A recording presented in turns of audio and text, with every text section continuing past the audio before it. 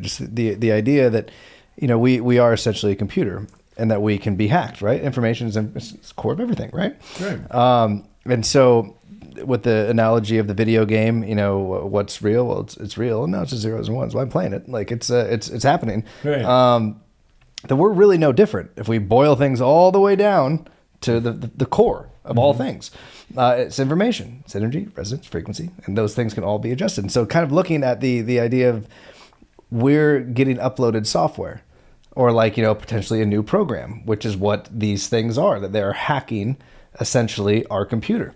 And a new download comes in, which shifts our operating system or we start functioning in a completely different way or believing completely different things.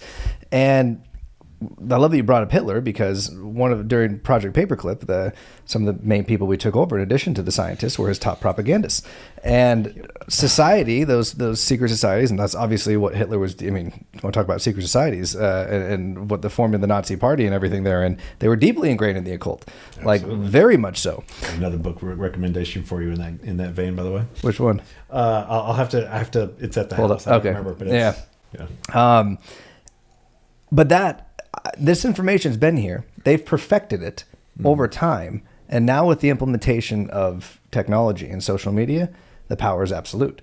Because now that message, where before the reach was limited, the reach of being able to program to infect people with that new software, that propaganda, was more limited. The mediums were, you couldn't reach everybody.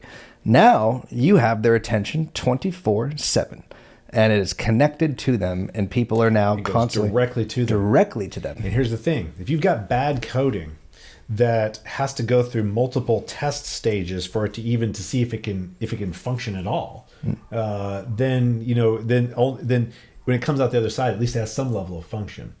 And that when we didn't connect to people directly through TV and things like that, whenever you came up with some new idea or some new way of thinking or something like that, the people who were real close to you tested it and then tried to pass it along, but it would only really pass along if it were successful in some way. If it it had some value and didn't just completely break you. Yep. But now you can pass along stuff that will just completely break you. Yep. Instantly to huge groups of people. And yep. that's